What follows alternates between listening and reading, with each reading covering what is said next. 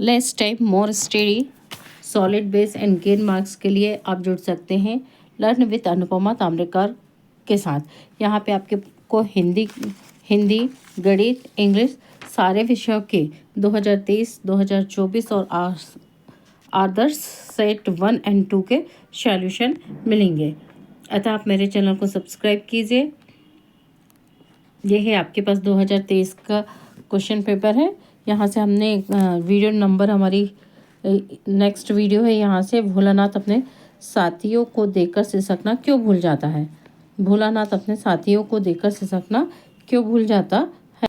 देखिए, भोलानाथ अपने साथियों को देखकर सिसकना इसलिए भूल जाता है जो खेलते में बच्चे की स्वाभाविक रुचि होती है। यदि उसे अपनी उम्र के बच्चे खेलते मिल जाते वह सब कुछ भूलकर खेल में रम जाता है। यही कारण है कि भोलानाथ अपने पिता की गोद पे सिसक रहा था। जब वह अपने साथी बच्चों को खेलता देखता तो उसका मन खेलने को ललित हो जाता है और वह सिसकना बंद करके खेलने के लिए उतर जाता है। भोलानाथ क्या है? भोलानाथ एक छोटा बच्चा जो अपने पिता की गोद में बैठा सिसक रहा था, रो रहा था। परंतु जब वो सामने अपने बराबरी के बच्चे को खेलते हुए देखते हैं तो उसका भी मन खेलने के लिए ललायत मन हो जाता और वह अपने पिता की गोद से नीचे उतर के खेलना शुरू कर देता है और वह सिसकना बंद करके खेलना शुरू कर देता है।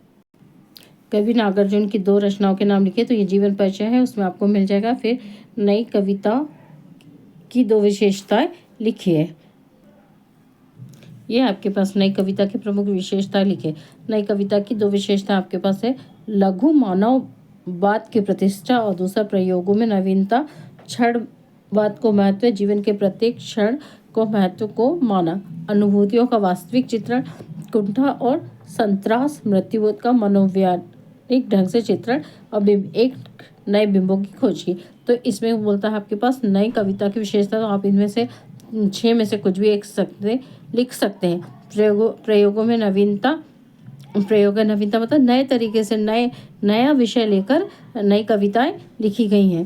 क्षणवाद को महत्व, क्षणवाद मतलब इसमें ये दिखाया गया कि जीवन का प्रत्येक क्षण कैसा है अमूल्य है और उसको आपको महत्व देना जरूरी है। अनुभूतियों का वास्तविक चित्रण, जो हमने अनुभूत किया मतलब जो हमें जो भी अनुभव हुआ है या अनुभूति हुई है उसका इनमें नई कविता में वास्तविक चित्रण हुआ है। तो आप ये 6 में से कोई भी लिख सकते हैं। और नई कविता के प्रमुख कवि है भवानी प्रसाद मिश्र और डॉक्टर जगदीश प्रसाद गुप्त एंड दुष्यंत कुमार। नई कविता के प्रमुख कवि हैं। नेक्स्ट क्वेश्चन ये था आपके पास, कवि नागार्जुन की 2 रचनाओं के नाम लिखे तो सतरंगे पंखों वाली प्यासी पथराई आंखें। सतरंगे पंखों वाली और प्यासी पथराई आंखें, ये है आपके पास कवि सूरदास और तुलसीदास की काव्यगत विशेषताएं। ये सेट 1 या सेट 2 में समझाए हैं, वो आप प्ले लिस्ट में जरूर दे सकते हैं। फसल क्या है? ये क्या है आपके पास? कवि के अनुसार फसल क्या है? कवि के अनुसार फसल नदियों के पानी का जादू है। कवि के अनुसार फसल जो है नदियों के पानी का जादू है, किसानों के हाथों की महिमा है और भूरी काली संदली मिट्टी का गुणधर्म है। सूर्य की किरणों का रूप परिवर्तन तथा हवा की थिरकन का सिमटा हुआ संकोच। देखिए कितना सुंदर मतलब उन्होंने फसल के बारे में कवि ने वर्णन किया है। देखिए नदियों का पानी जो होता है वो खेत में आता है। यदि पानी ना हो तो फसल नहीं उगेगी। किसान यदि मेहनत नहीं करे तो हमारी फसल उत्पन्न नहीं होगी। और यदि हमारी जो मिट्टी है भूरी काली और संदली मिट्टी गुणधर्म है, यानी मिट्टी अच्छी हो तो फसल भी अच्छी होती है। और सूर्य की किरणों का रूप परिवर्तन, सूर्य यदि प्रकाश नहीं पड़ेगा तो फसल नहीं बढ़ेगी। तो सूर्य की किरणों का रूप परिवर्तन है।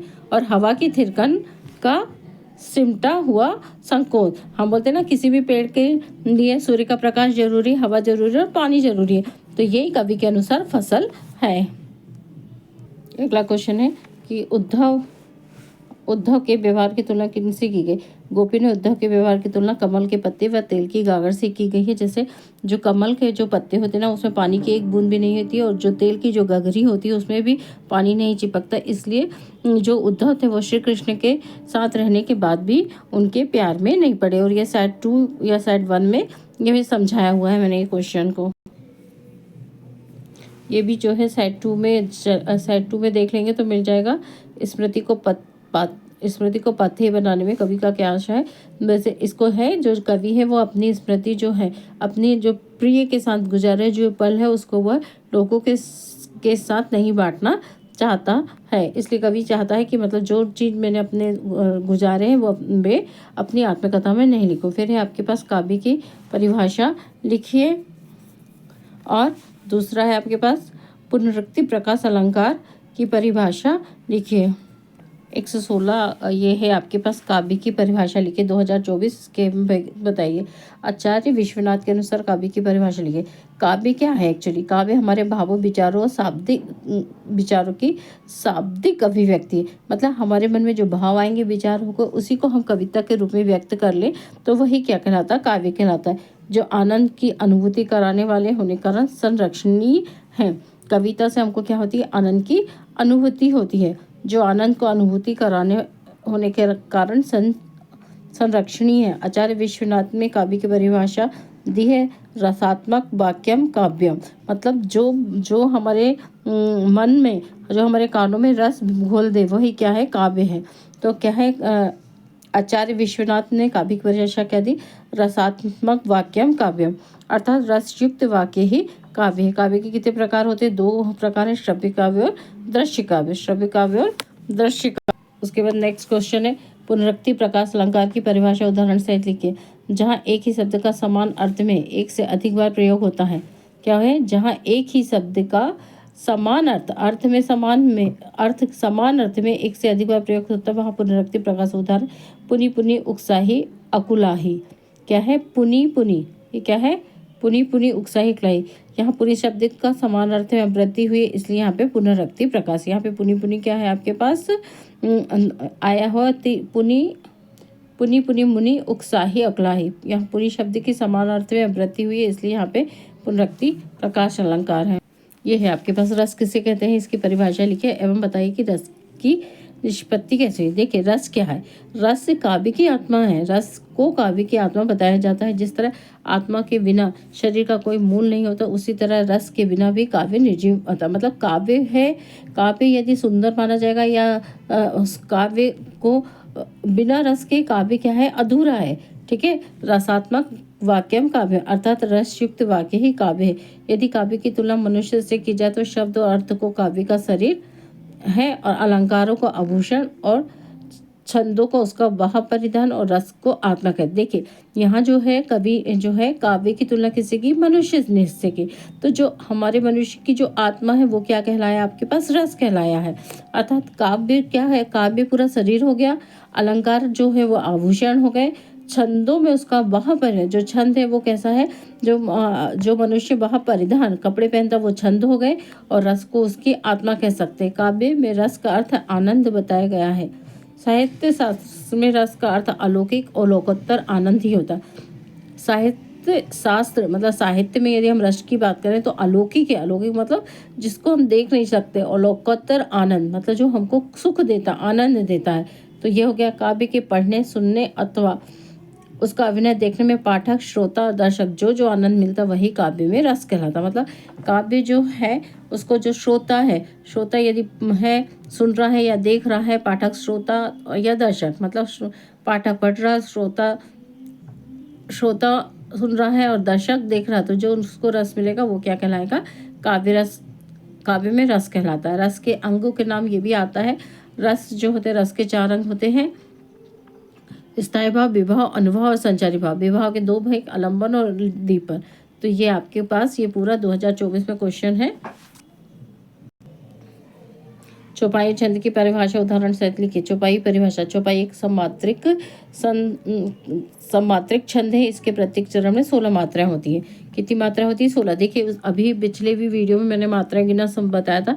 जैसे मंगल, तो इसमें अम की बिंदी है, तो इसलिए यहाँ पे ये एस मतलब 2 मात्रा है। और जो सिंपल शब्द जाएंगे उसकी मात्रा कितनी होगी? 1 तो 2 3 4। भवन है 1 मात्रा है, बाकी भी 1 मात्रा है और ना की भी 1 मात्रा है।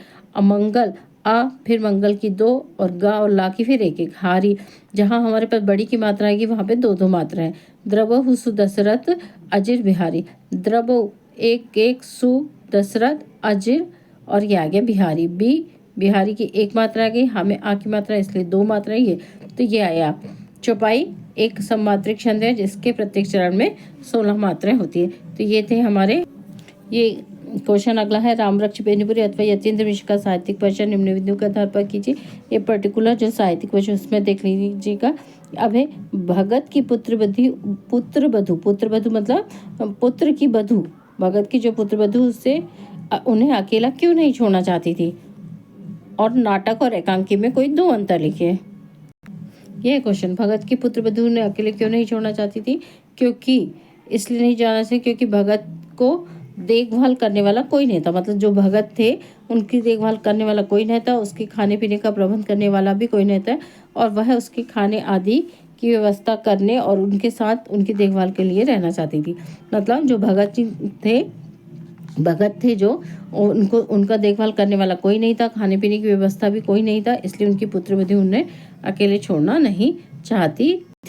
ये जो निबंध है अनुशासन का महत्व है, आप इसको लिख सकते हैं, उसको 2-3 बार पढ़िए और खुद अपने शब्दों में ही लिखे अनुशासन का महत्व। मिलते हैं हम अगले वीडियो में इसके आगे के क्वेश्चन के साथ। आप यदि नए हैं तो मेरे चैनल को सब्सक्राइब ज़रूर करें। ये 2024 में आया हुआ है अनुशासन का महत्व। आपको हर सब्जेक्ट के आदर्श प्रश्न पत्र और 2023 और 2024 के क्वेश्चन पेपर सॉल्व मिलेंगे। Okay bye, see you again, best of luck. मेहनत करिए, मेहनत का फल बहुत मीठा होता है।